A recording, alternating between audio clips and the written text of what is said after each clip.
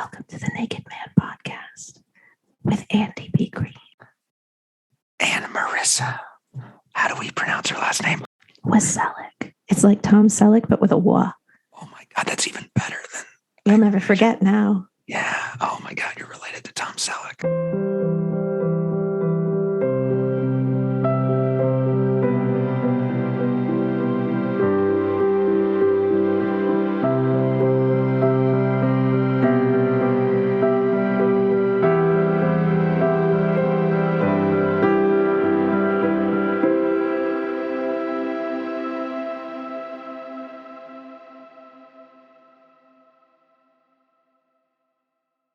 I met today's guest at a previous guest's birthday party.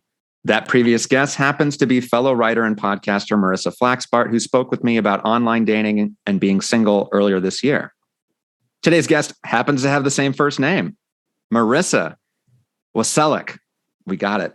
Indeed, when I met her, today's Marissa, she volunteered and almost wanted to be called Other Marissa, which is now what she is in my phone as, and might speak to her humility and sense of humor. Within probably a minute of meeting this Marissa, she said to me, "I'm an open book. You just have to turn the page." Marissa has somehow lived up to that bold slogan ever since, fast becoming a confidant, one of my most inspiring friends for many reasons, but mainly because she understands, maybe even appreciates my foibles. I can often be defensive if I feel misunderstood, and that hasn't happened with Marissa. I hope she feels the same way about me. Marissa has been my shepherd into the Society of Children's Book Writers and Illustrators, a group I joined just a couple weeks ago. She's been an instant fan and supporter of mine, and when I relayed how supported I felt by her, she responded simply, "I believe in you." Then I asked her to be my agent. Because I too believe in Marissa, fellow picture book lover and artist, future karaoke partner, I hope, and present collaborator. Marissa wanted to record a podcast with me the moment I said I had one, which makes things a lot easier on my end, and I appreciate her patience in getting to this moment right now. I happened to meet Marissa during a particularly difficult time. Well, all time is difficult these days. There's not, but in the couple months I've known Marissa, she has had to weather gaining and losing a job, gone through a breakup while in the midst of a long and drawn out divorce. And that's at least my perception as we go into this conversation. But we're not here for my perception. I'm here to learn more about Marissa's story, to talk about divorce, to talk about narcissistic partners, and to do so on Marissa's terms. Yay. My mission today is to listen, support, and learn about my new and exciting friend and share her with all of you. Marissa, welcome to the show. Oh my goodness. Thank you. Thank you so much for having me. I'm going to cry. What a beautiful intro. A difficult time in your life. And then you go on to talk about my fucking life. That's what we're here for. Your fucking life. Well, I mean, I very much appreciate you giving me the time and the space to share my story, because I feel like something should come from all of this, from all of the things that are happening in my life. I feel like I need to use it to help other people, because all of the things that I'm discovering about myself right now, and I'm just at the tip of the iceberg of my own self-discovery. And I feel like there is a lot here that I've done a lot of internet research, and and I feel like that there are people who could benefit from my summation of of the things that I have learned in the last 9 months now. Whew. 9 months since I separated from my husband. Okay. Yeah. And how are you feeling in this moment? Not necessarily about that, but just in general. I mean, I guess you already kind of said something to that effect, but. Yeah, I'm feeling, well, in general, I'm feeling good. I'm feeling solid, more grounded than I ever have in my 39 years on the planet. But in this moment, I'm very much anxious that you're going to make me cry within the next hour. No. Alters me or something, but that's okay. Would that be a first on the podcast? Have you made people cry? We've had some tears, like eye-watering moments. I think we have had some tears. I don't know if it was noticeable on the show and I didn't like point it out. And then I know I like made someone cry right after we stopped recording once. And that was on the first episode. I hope Kyle doesn't get mad at me for sharing that, but I sort of said how proud I was of him, but like kind of in a pointed way where it was sort of like, it was almost like a dagger of emotion. I just like sent it his way. But I mean, you're welcome to cry, and crying is not I hope I can cry with you. That would be wonderful if I can get to there. That feels like where I need to be building up. Although okay, I don't want it to. Then. Yeah. Oh, now your goal is yeah. Let's cry together. Yeah. Well, I think there's a lot to cry about, and but my thing is I don't necessarily want it to be performative or feel like I need to or have to, and that's where I get the blockage.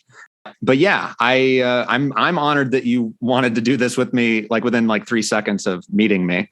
Well, I mean, I can already tell you're easy to talk to, number one. And I appreciate how honest we can be with each other. We're very, I mean, we haven't known each other very long at all, but you're one of those people who like, you feel like, forever.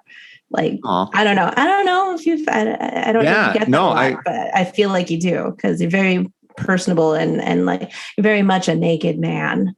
I think. Yes. And you're an open book too. And I'm glad that we can intertwine our pages. I like that metaphor. We're just like smushing our books. We're just, together. Ew. It is an ew. But I think why I like that slogan so much and why I was like, oh, okay. I like Marissa as a human already, but like that, I could have said that about myself too. Cause I think I always feel that way. It's like, if you're interested about me and ask questions, I'm going to tell you the honest truth, or at least as much as I feel comfortable doing in that moment. And most people that do give a shit, I feel more comfortable around. So it just sort of, and I think that also just goes back and forth. Like it's an energy sharing thing. And I think if anything, my life, I've probably been the person to hear the stuff from people more often than the one willing to share or send my stuff out. Cause I'm just so, like, it feels like that's my job to do on my own, and in some ways helping people or being the backboard helps me, but I'm trying to also, interject myself into things a little bit more, but we'll see. I don't know. I mean, as a married man, I think there will be things to talk about from my perspective in here too. And I think in terms of how I'm feeling in this moment, I don't know. I actually feel fairly confident and excited to talk about this with you. You've been very hands-on, I think, in leading up to it and sort of like taking ownership of it. And that's been cool. It takes pressure off me. And I'm just like, oh yeah, Marissa, just let Marissa talk. And then that's all I have to do. But yeah, so 9 months. And I wanted to start with, it's actually the thing you corrected from the outline. I had your old last name in there, and then you told me to cut it out, and that you still have your old last name on your email. And I was just wondering, what does that feel like, and what is that process like? I mean, I guess that's like I think that's a light into this conversation, perhaps, but maybe not. Well, no, that's actually really good starting point, because when we talk about identity and how you define yourself, I know it's just like your email address, but like I've spent so much time, 10 years, as defined myself as this man's wife. And that's my first problem, right? Because defining myself with somebody else, like because of somebody else. I think it was a big deal for me to change my name in the first place, because my last name is so unique that I'm pretty sure that the only people who have it are directly blood related to me. And, I've seen a lot of Polish people with like Wasseluk or something like that. But the way that my name is and the way that it's spelled, I'm you Google it and you only get me and my brother, who's more famous. But wait, where is he? No. He's in Sherman Oaks. Where all the more famous people are. It is kind of hard to grasp, because like that's who I was. for so long, was Wasseluk dash his last name. And it's funny because I really truly embraced it like 3 years ago, because it took me a long time to, even at my last job, I didn't take his name and everything was under my name. When we moved here to California together, I was like, you know what? New era, new life, new name. And everybody came to know me as my hyphenated last name. And it's funny now that I've separated from him that that's just not a part of me anymore. And I do feel that it feels like an empty space. in a good way, right? Like sort of it depends on the day. I guess that makes sense. It's like a limb that is no longer there, right? Or something kind of like that. Yeah, like you had to take it off because it was gangrene. It was infected, yeah. But boy, do I wish I had a functioning arm. That's a really, oh man, yeah. And let's talk about that unfunctioning arm, and I guess, and sort of, I mean, and you were talking about, or you mentioned at the very beginning that you were sort of defining yourself based on that marriage or based on him in some way. Yeah. Oh yeah. And how did that, or I guess, yeah, I just was sort of more curious about that, or how did that journey happen? 'Cause I'm assuming, sorry, I just talked too much. No. You don't apologize for talking on your show. It's more like, have you read John Green? I've read The Fault in Your Stars, or Our Stars. Know how it's like it happens slowly and then all at once? Yes. I mean, you could say that about falling in love, and you can say that about the end of love as well. I feel like it happened very slowly. It was especially with COVID. We were, I think my first flag was when he didn't want to hang out with me anymore. And because we were always together, it was like, and I hate to sound like that very typical, there are two kinds of COVID couples. They're the ones that have a baby, and then there's the ones that get divorced. And we were the latter. What does that make me? But we'll talk about that. Continue. But I think it did feel like that in some way, maybe, or particularly the baby one. But because what else is there to do, right? Right. You either get closer or you get further away, and we got further away. I was really hoping we'd get closer. There was a time we were on the couch and I was cuddling on him, and he's like, "Oh my God, I have seen you all day. Can you not?"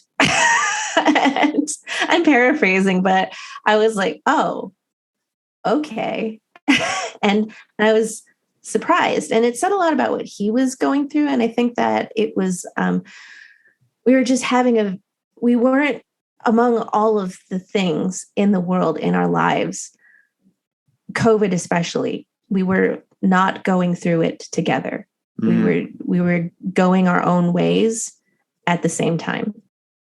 I know exactly, I feel like I know exactly what you mean, but I sort of, how did that manifest? Like, how does that, because I sort of want to know more about that. The idea that sort of I think the best marriage, and I know, being married 2 years, I know nothing about anything, but it's a team, right? It's like you're in it together, you're partners. That's why I try to call Lily my partner, not wife. There feels like partners feels more right. Like we're a business of us in some way. And I was wondering, yeah, when did that sort of drift, or when did you notice that separation? Oh, well, we would have fights like clockwork once a month, terrible fights, shouting at each other. I didn't know I could get that angry. And like, I would shake. I didn't know I could be like that. I would be so angry. I would shake. And I felt like I had to be anywhere but in his presence. And I would take walks for hours, just to just to be away from him. And then I would come back and we would calm down and we would talk it out. And I thought that meant that we were getting stronger. But when we were talking it out, I realized that I was just bending. I was just like, you're right. You're right. And I will try to do better. But I wasn't seeing that from him every time that happened. And I did, on my long walks, I would talk to friends and they would, at a certain point, I think it was about like exactly this time last year, May of last year, that a good friend of mine was like, you go through this every month and you can blame it on PMS the way that he does. Right. But like, there is a reason why you're upset. And on top of that, he had been sober for almost 3 years, and he had started to drink again in October of 2020. And it was bad. It was very bad. And he wouldn't listen to me. And it was a lot of our fights were either about the dog and because he never thought that I was taking care of the dog well enough, or, I wonder what the dog represented. Oh, yeah. We can unpack that. Or it was about his drinking. I felt bad because, like, I like to have a drink. So there would be alcohol in the house. And he would always tell me that, he's got it under control. He knows his own body and that sort of thing. And I would believe it. I would take it in and like, I'd second guess myself. Another flag there. Because it's true. I didn't go through what he went through. And so I don't know his body, his life. And so I trusted him to know, even though we had gone through a lot of his health problems together. I didn't trust myself well enough to listen to my own gut about him. So I let him just continue to destroy himself, and it was wearing thin on me. I don't know if I'm being too vague. No, I don't think so. I mean, if you want to get specific, you can. But I was just feeling for you in that moment, and sort of like with you and desiring a hug. But, so to answer your question, is like a lot of things was the downfall of our marriage, and kind of like, like a cavity growing in your back recesses of your mouth. Like at a certain point, you're like, oh, damn, this hurts too much. And I got to rip the root out, like at first you're like, oh, it's just aching. It's, it'll be okay. I don't have to address it. I'll just floss a little bit and it'll be okay. But at a certain point, you just can't turn back. Like it gets too rotted.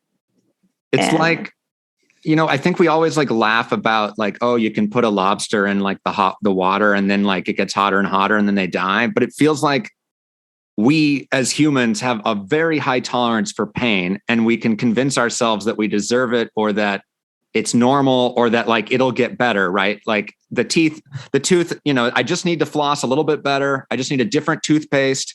I need to go to the dentist more. I need to do all these different things. And sometimes that is the answer, right? Sometimes I just am not taking. Let's be real. You don't do any of that shit. You're just like, I've never flossed in my life. No, that's not true. But apparently I don't floss very well, but we'll that's a different podcast. I guess my point was that it's like, I think it's that you don't want to admit that the tooth is rotten and that that it's affecting your whole body, right? If anything, it's like, okay, it's just that tooth. It's just localized there, localized pain. It only will affect you certain foods, certain bites. But like, Christ, that's your whole life, though, right? You can't use that side of your mouth. You have to use that side of your mouth. Exactly. Or if you don't, you'll hurt the other side of your mouth because you're using it too much, right? Like other things in your life. This metaphor is really good. This is a really good extended metaphor. Yeah. This is why we're writers. Yeah. Yeah, let's put a pin in that for a future story. No, but I also was sort of feeling as someone who has questioned whether I was an alcoholic or had that tendency, or I saw the future of that. So I like feel that angst and energy from the other side, or seeing it when people are sort of problem drinking. But I also see where you're coming from, of like, you want to believe him because you love him. You of course you want to believe him because that's easier.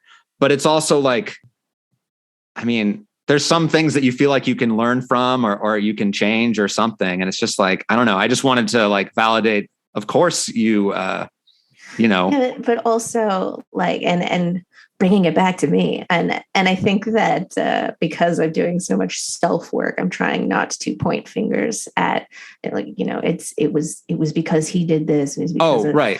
But like, I think that a lot of it was because I defined so much of myself as his wife. I wanted him to be right.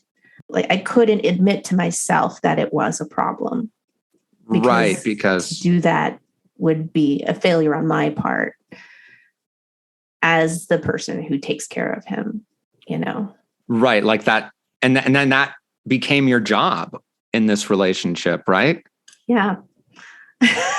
And so now you're defining yourself as that. And then, yeah, if he can't take care of himself, then you're a failure, which is, that sounds so hard. The issues, Andy. The issues. So, yeah. Yeah. So it just, I started to really listen to myself and my really good friends, who, none of them knew each other, but they were all saying the same things, which, is your first clue that this is the true story, not the story that you're telling yourself, the one that you're truthfully telling to your circle. They're reflecting to you. Thank God for my friends, because they are beautiful reflections of myself, the good and the bad, and they like reflected to me like, listen, I've been hearing you talk about this for months, and he has threatened divorce several times, and I feel like you should start taking note. And so I did. I after that point, I waited until the third time that a lot of things happened in between. Marissa has been a mess herself, and was just like, she was falling in love with someone else. That's another flag. She was, just denying her own needs and lashing out in strange ways. And it became a sort of, instead of you and me as a couple versus the problem, it was you and I have a problem. Like I came to him with the problem of, I don't know what's going on in my head. Everything is very upsetting. Here are I'm very upset about where we are financially, where we are as a couple. You're drinking, and there's this other man in my life who I'm starting to develop feelings for. What I was trying to say was, can you help me? I didn't say those words, but that was what I was trying to say. And he replied with an attack. And it's more of like a, how dare you? How could you let this other person into your life? How could you? And mind you, I never did anything with the other person. I was just feeling the feelings. And I realized that I couldn't share my deep, dark feelings with the person that I was, considered the most important person in my life. So there was that. Yeah. And then once that does feel like, okay, the team is disbanded. Or at least like I don't see him on the bench beside me anymore. Or like you've been playing, I'm just doing all sorts of metaphors here, but like, you've been playing one-on-one for so long. It's like, you need a sub, please come in. How dare you ask for a break? How dare you have, want to pass the ball to someone else who might actually see you. So I fuck. That's all.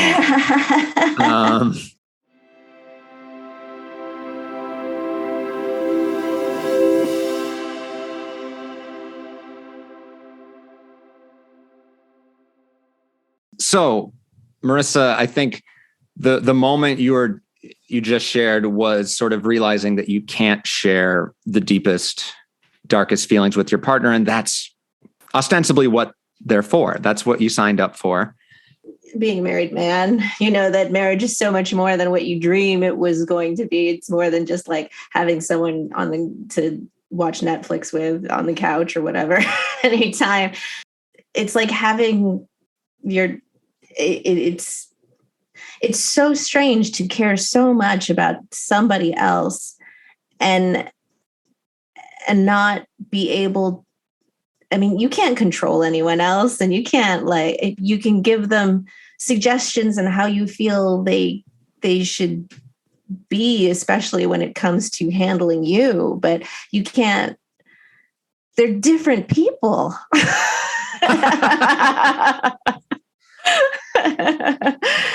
And it's hard. It's marriage ain't easy, man. And I really, it's so much more than what I thought I was signing up for.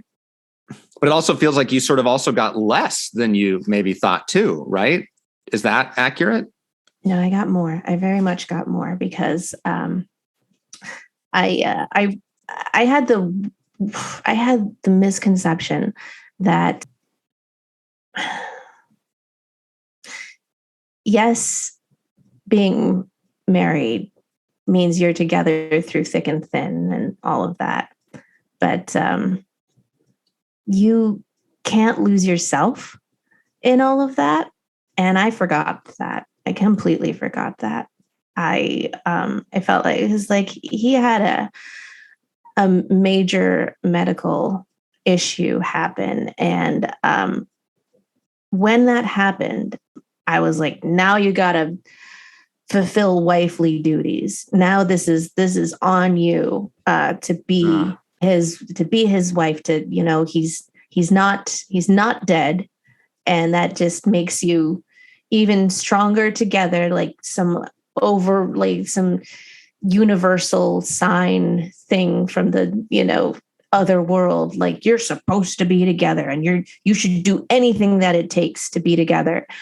So I had no boundaries when it came to him, none whatsoever in any facet of our lives. And I let him do whatever made him comfortable, no matter how uncomfortable it made me. Mm.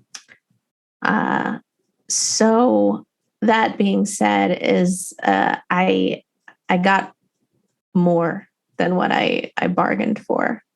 And I should have known at what point more was too much. Does that make sense? It does make sense, but I feel like there's some judgment there in terms of using the should, on yourself, of being like, oh, I should have, once it was too much, but you sort of said it yourself. It's like, I think the equation, there's a lot of societal pressures on marriage and what marriage is and particularly what a wife does, more so than a husband, very unfairly. And that I think the position you were in, where it's just sort of like, I have to save my husband's life or else I'm a shitty wife. That's in some way what's happening in your head. And that's like that, like you said, that is more than you bargained for, and also more than anyone should deal with, Does that? Yeah. And I put that on myself. I will admit, I put that sort of pressure on myself. And I think that he kind of resented that about me too, because I was handling shit. And there's that societal pressure of, the husband is supposed to be the breadwinner and the pillar and whatever like that. And I feel like by just me being the strong one in our relationship, he started to really resent me for it. So, and that, just added to back to our old metaphor about cavities. It just, added to the infection, deepened the hole. Yeah. Oh man. It's like adding a candy bar to that. Just rubbing sugar right in there. Oh no. Yeah. Just like dropping like a pixie stick. Just like.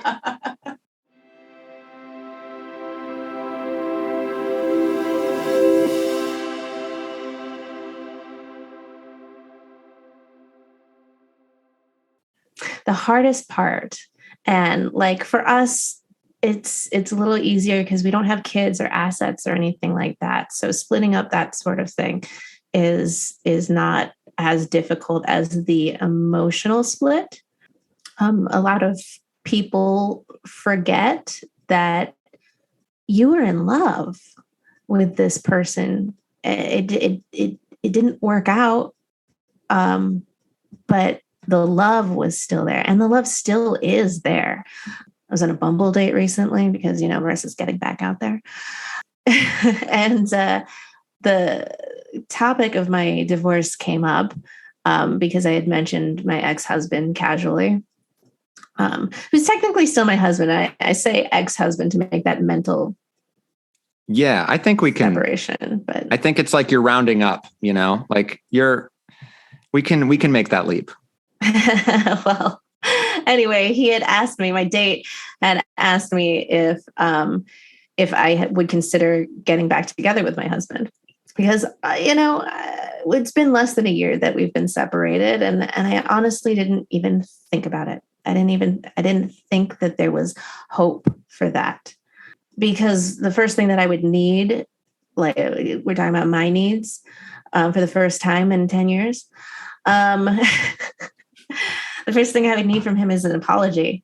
And I really don't think that he has it in him to give it to me, even if he saw that he did some things wrong to break my heart. And that's ultimately what it came down to. I had expectations of him that weren't fair to have, because I was expecting him to be different than how he was. I wasn't communicating with him that I needed him to be different. I was expecting that he would see the harm and change. And that's fantastical thinking. But we all do that. And it's sort of like that line of what loving someone is accepting their, I mentioned at the top that you accept and see my foibles. And that's sort of what love is, right? It's like, we're not expecting perfection from the other person, even when we are in a perfectionist society. And that's something I talk about in therapy a lot. Both Lily and I we're perfectionists in very different ways and expect way too much of each other. Anyway, that's a different thing. But what I was trying to say is that like, we make those mental notes of like things that are, potential problems or potential, flags or things that are happening, like, that could be an issue. And sort of what it is, it's not to like, because you're not demanding perfection, but you do, at least for me, I think I would expect I think it's fair to expect someone to want to work on that with you, or to try and take care of themselves. Because that is, I think, I think the marriage vows are sort of bullshit in some way, because it really sort of puts it on the other person to take care of them. At least that's how it kind of sounds like, in sickness and health, it's on me to take care of you. Yeah. But it's like in this scenario, he is sick, but he also is the only person who can help himself. Yeah. And yeah. Well, so I say it's not fair to have expectations because I did not communicate those expectations. And I expected that he would pick up on it, that he would see that I was hurting. And I think that he did see that I was hurting in a lot of ways. I mean, those nasty fights that we had was a huge, telltale, a huge sign. I think, and I'm guilty of this too, that he was blocked by the stories he told himself of,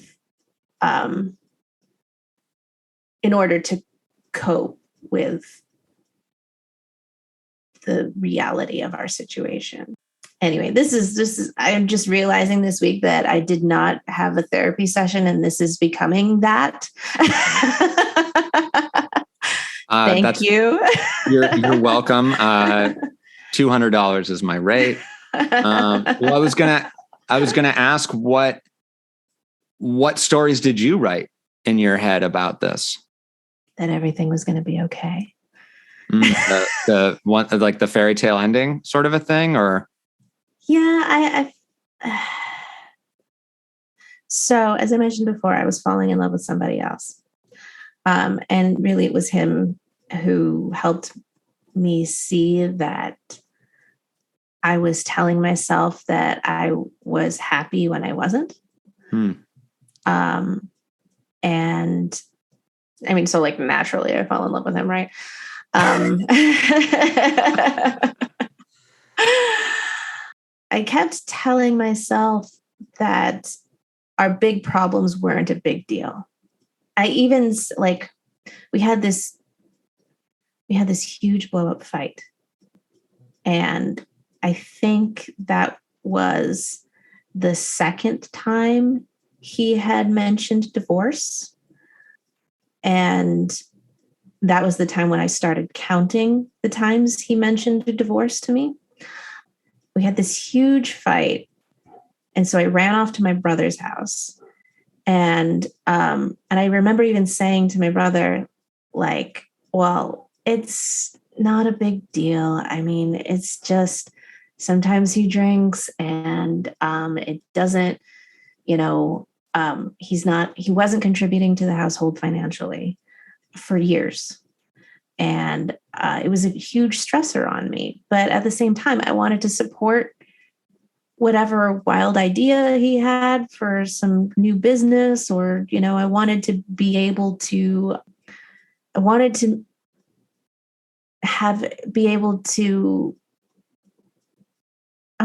happy in the work that he did. So I didn't want him to take just any job, because I felt like we would be worse off if we had money coming in, but he hated every day of it. So I was telling my brother, like, oh, it's just, the drinking and the finances. It's not the biggest deal in the world. And he's like, but those are two big things. Like, those are like the foundations of a partnership, of like being emotionally and financially stable. And like beyond that, just like you don't, those are the pillars. And I'm like, what? like, or even just communicating about those, right? That's the main thing. Like, because I mean, you telling that story, I'm just like, okay, yeah, I am.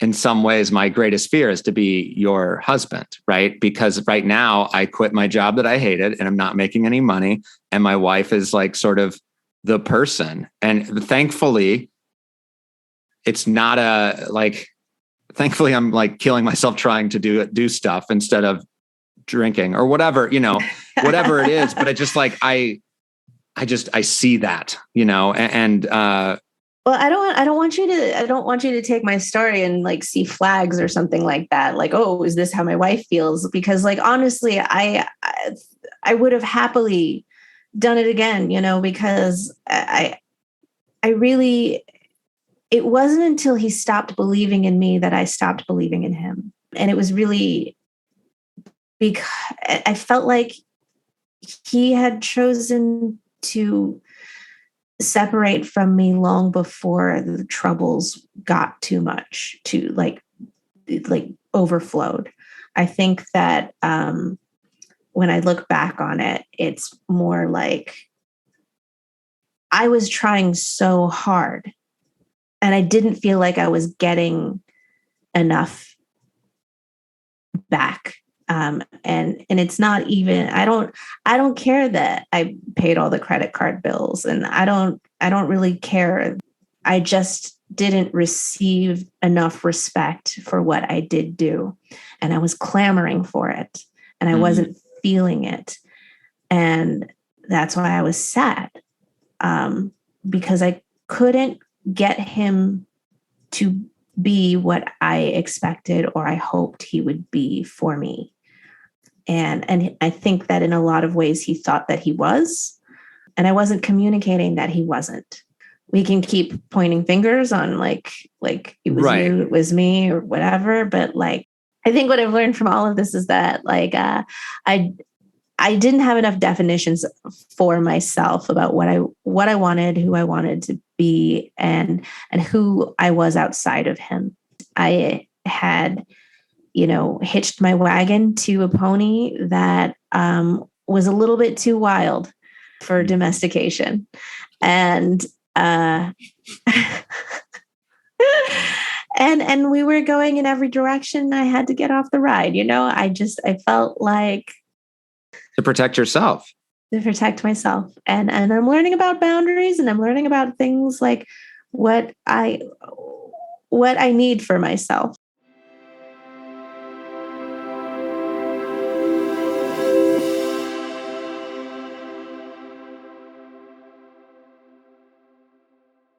You mentioned the moment where you discovered that he didn't believe in you, and you didn't believe, and that was the moment where it was over.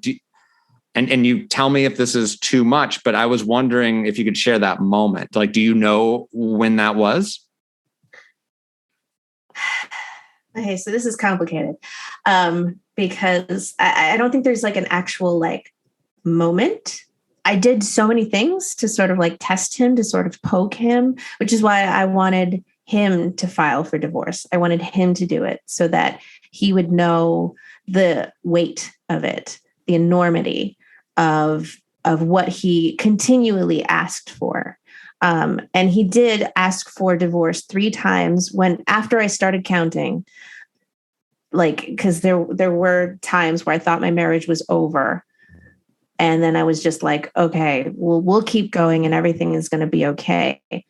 But after that time when I ran off for like a week, I stayed at some friends' houses and I stayed at like my brother's house. And I was just like trying to figure out my next move. Like, that's when I started counting how many times he had brought up divorce. And he even brought it up in the conversation where I had come home and we were going to talk it out. So there was already one there. And so I told him, if you want to get a divorce, because it was not even in my purview, it was not an option for me. I'm like, you have to file for it. You have to do it yourself. So what happened was, like I said, I was falling in love with somebody else, and he's an old friend. And, of course, he was there for me when he was one of the people that I would call and talk to when I was having my breakdowns after my fights with my husband. And he would always pick up and just listen. He never said like a disparaging word against my husband. There was a moment when I realized, oh shit, I'm in love with him. I didn't want to bring it up with my husband because I thought that I could live this down too. I thought that because he lives in another place. Like he is like physically far from me. And I felt like we could just continue to have our relationship where we continue to care deeply about each other and never touch our genitals. Keep those pages separate. Yeah. Yeah. But when I came back and I started talking it out with my husband, I was like, he's like, give me another chance. And I was like, okay, here's another chance. So we had like a whole day where we kind of just like skirted around each other. And then he's like, hey, am I the only one in this? And I'm like, what do you mean? And he's like, well, I'm giving you another chance. You asked for another chance and I'm giving you another chance. And he's like, yeah, but am I the only one working for it? And I'm like, no. And he outright asked me, is there someone else? And I was like, yes. And that's when it's when I came out to him as polyamorous, that is a part of my identity. And that's a whole other podcast. Yeah, we have a lot to do, Marissa. Yeah. And that's when it ended for him. That's when he lost faith in me, because that's a boundary he could not cross.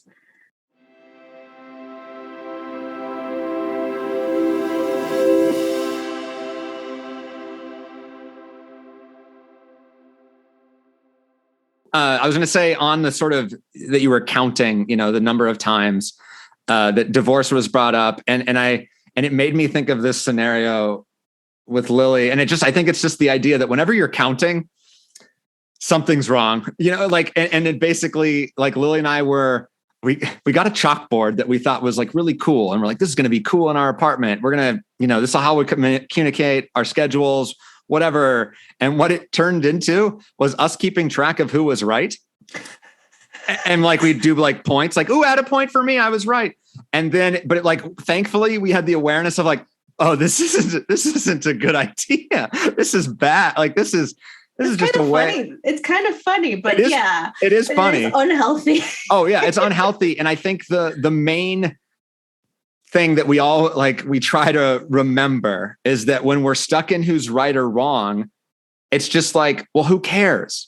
Like, there isn't a right or wrong. We each have different things that feel like we're both upset about something. There isn't a right or wrong. And that's like kind of the wrong question or wrong thing to be responding to. So I think, I don't know. I just thought of that, and I just wanted to bring that up. So if you're out there with your partner keeping track of, keeping tallies, like, throw that tally away. It doesn't end well. Oh, no, it does not. Unless back to what we were saying though, is that, if I had just, told him, because like, if I had told him I was keeping count of how many times he was bringing up divorce, maybe he would have become more aware of it.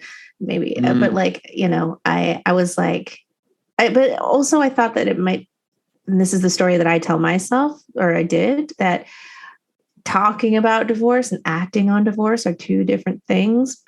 But how do you really separate one from the other exactly? Because like, if it's on the mind, then there's something to be addressed.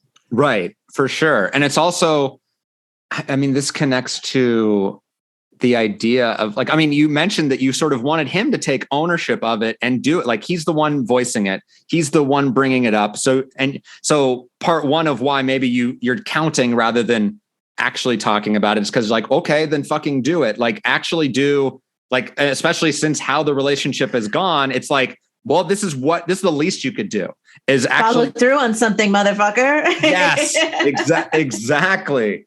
But then it's also just I think I do this a lot where if something's wrong, and in this case, something was really wrong and you were feeling it.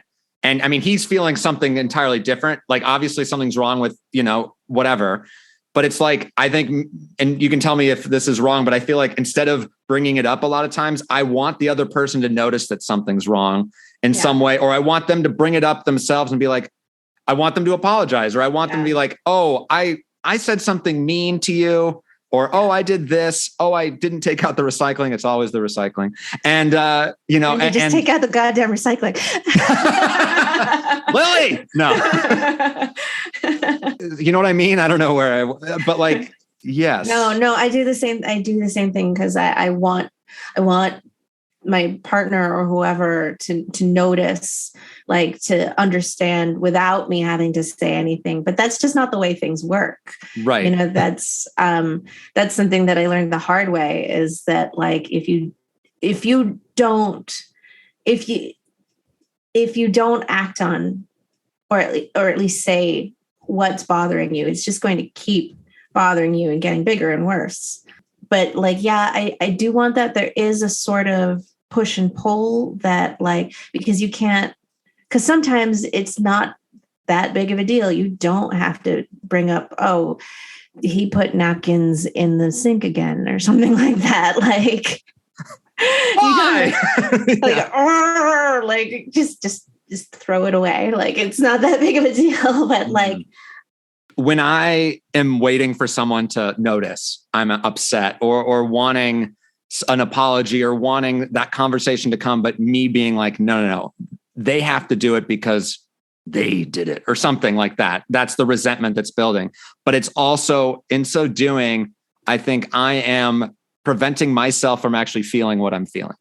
I am actually like, I don't actually know completely why I'm angry. I want the other person to come to me to tell me, either A, tell me why. And so if they're wrong, I can get really mad at them because I'll know that. And then B, if they're right, I can also, that would be great. It'd be like, oh, fuck, thank you. You fixed it. Or like, oh, that's what it was. It was my sister all along, or like whatever, thing the recycling represents. So yeah, it's like, it's that wanting someone to do the work for you too. Where are you at now? What's your temperature like? I mean, and I may be literal because I know we have the AC off right now. Actually, my fan is doing a really great job of circulating the hot air. That's good. That's good. So as much hot air as we've blown these last 2 hours. Wow. Like I said, I wanted to be on this podcast with you because I was hoping that what I'm going through helps other people. And I really want to bring it back to that. It's not about my pain and my mistakes or anything like that. It's more of, what I want to convey is what I've learned in order to have a real positive relationship. And all of the things that what I've learned is that it's not, the only thing that you can control is how you react to things. And the only thing that you're in control of is yourself. And so when I talk about expectations, I felt like it was unfair for me to have expectations in any way of other people, because I can't control other people and I can't control what it is they do or do not do. And it's wrong for me to expect them to be one way or another. I would hope that because of my influence, they would change their own destructive behavior, their own self-destructive behavior. Case in point, my ex-husband's drinking. But I can't. I can't do that. And it's only frustrating to try and mold clay that's already been put in the kiln, Ooh, one last metaphor there. Yeah. So what I've really learned is that you start with yourself. And that is the hardest thing for me, to put myself first. And honestly, it was the advice that my best friend gave me when I ran to her house after my last tremendous fight with my ex-husband. And, during that moment when I realized that it was tumbling down. And even in the text messages that he sent me while I was in the Uber to her house, because like all day he was like, I can't even look at you. Don't bother coming home, like giving me all of these, like just pushing me down. I wandered the streets of Pasadena for hours until I got a hold of my friend who, just got off of work. And she's like, are you okay? Is everything okay? And I'm like, I need some place to be. And she's like, come over. And so I grabbed my things. And as soon as he saw, and this is just like narcissistic behavior, as soon as he saw that I was solving my own problems in one way or another, then he wanted me to stay. Then he wanted me to, I was like, I'm already on my way. He was texting me the whole time I was in the Uber about how fine, there's no way we're saving this relationship anyway. He felt in control and he wanted to exert that. And it wasn't until I separated myself from it that I really saw it. Like, I hashed it out with him on her front lawn. He called me when I got to her house, and I was having this whole conversation with him on her front lawn. And she was like in the doorway, like, "Are you coming in?" Like, it's 9:00 at night. I'm making a scene in front of her neighbors. Like, like I come inside, I'm crying like the worst I've ever felt. And she's like, "You know what? If it's over, then it's over, and that's okay. You need to focus on you now." And it made sense as she was saying it, but it wasn't something that I really understood until I was really alone, until my boyfriend broke up with me. Which was, I mean, that's much more recent than the, initial divorce or the 9-month separation. Yeah. Yeah. I mean, I think I was maybe privy to watching that journey too, in some ways from afar or seeing it. And I just wanted to say how in awe I am of you, and like that I'm proud of you, and that it's like, this is fucking really hard. I really hope that people, when they listen to this, if they feel lost, if they don't know who they are, I highly recommend spending time with yourself. And that, for me, that means not dating, but I mean, if you have to go into like a cave in the woods somewhere, I mean, if you have to Henry David Thoreau it or something, heck yeah, do it, because no one can love you better than yourself. No one can know you better than yourself. It's up to us, ourselves, to take care of ourselves. And it's been really cool to see you do that since I've met you. And I think we're both sort of learning like from each other too. I think that's what friends do, right? Being like, oh, Marissa's taking time for herself. I can do that too, or whatever, whatever might happen, rather than telling people what to do or judging people for what they're not doing. At the end of every episode, I've sort of, this is evidence of my porous boundaries. I always ask someone, how can I be the best friend for you? And then I realize like, oh, I am just like putting myself, like I am just yours to mold in terms of what you need me to be. And that's not fair to Andy. That's not like, so yeah. Yes, Andy. Yes. Yeah. Oh, and I should clarify that taking time for yourself doesn't mean not welcoming new people in, because like, the more you find out about yourself, the more you feel like yourself, the more you attract people like yourself, like you, Andy. Like, the more you attract people to yourself that are more in tune and in line with who you feel you are. So I guess to answer the question that you did not pose, but I'm going to answer anyway, the best way you can be a better Andy for me is to just keep doing you, and to show me through example that it is possible to make your dreams come true, and to define success in your own way. Oh, that was beautiful. I know exactly what you're talking about like attracting people that are sort of more reflective of who you are or who you want to be. And I think because I've been sort of on that mission of becoming something different in the last year. And I feel the same way about you. Like, it's just sort of, it's also been sort of eerie to the point of like the things that you're interested in and working on and doing that are like sort of in the same lanes in me. And I'm just like, oh, cool. Like, it's just like every time I turn the page, Marissa, I am excited by what is on it's a great font you have, great size. I don't need these glasses. So same. It's just been a pleasure getting to know you. And I thank you so much for bringing me on to the podcast. And I hope you cut a lot of it out, because I tend to talk way too much, and it's not the Marissa show. I think people might be clamoring for the Marissa show after this. Coming soon, the Naked Woman podcast. Heck yeah. Who cares about gender or anything? So, it's just the naked podcast. Naked people all around. Yeah, we're all naked people. That's the mission here. Thank you so much for being here. Andy, thank you. Thank you. Oh, and you're welcome. Thank you. I will see you when I see you.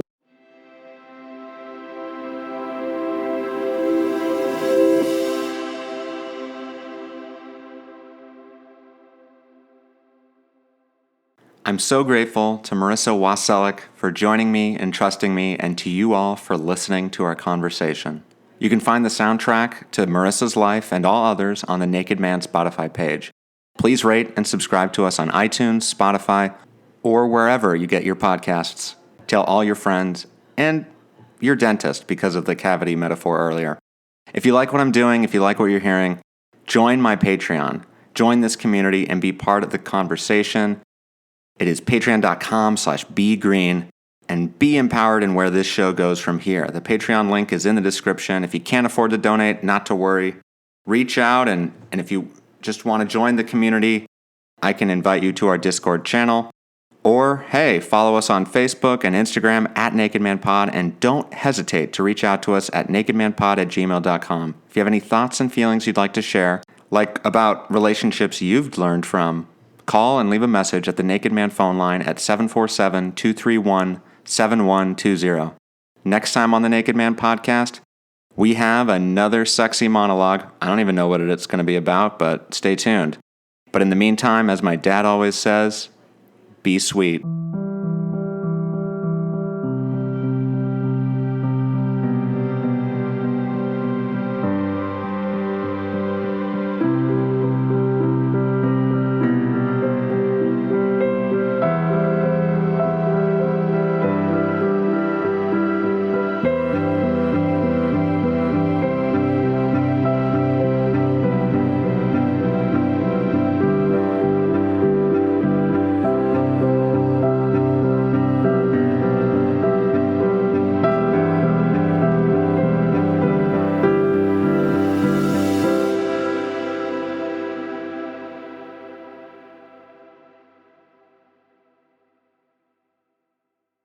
This episode of the Naked Man podcast was conceived by me, Andy Green, in collaboration with Marissa Wasseluk. The Naked Man is a podcast hosted and created and produced by, me, Andy Green. All music was composed by Robert Panico, and all graphics were created by Christopher Miles.